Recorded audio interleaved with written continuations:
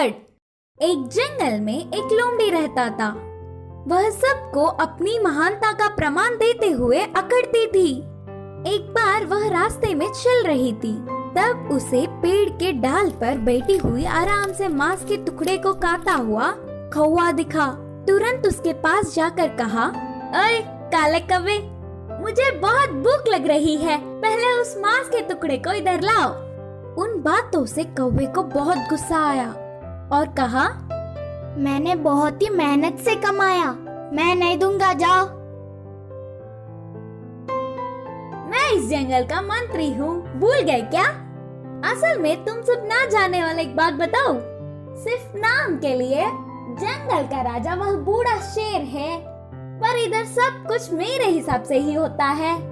पहले उस मांस के टुकड़े को नहीं दिया तो तुम्हें पकड़कर तरह तरह के अत्याचार करवाऊंगा करके डराने लगी। अब ना कुछ कर पाते हुए वह कौवा खोजता हुआ उस मांस के टुकड़े को लोमड़ी की तरफ फेंका।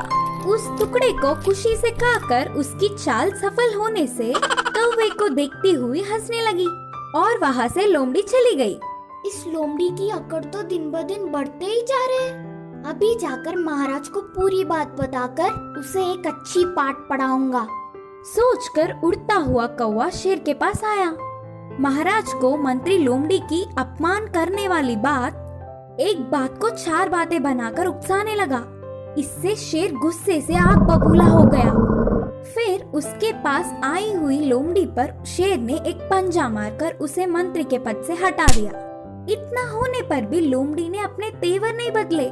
कुछ समय बाद वह लोमड़ी जंगल से चलती हुई पास के एक गांव गई। उधर पहुंचते ही एक बंदर सामने पड़ा। वह लोमड़ी को देख कहा, अरे जंगल में रहने वाली बेकार में बाहर आई। लोमड़ी संदेह से देख, हाँ ऐसे क्यों बोल रहे हो करके बंदर से पूछा। इधर हमारे जंगल जैसा नहीं होता, इस गांव में बहुत कुत्ते हैं, वह तुम्हारे लिए खतरा है, ध्यान से।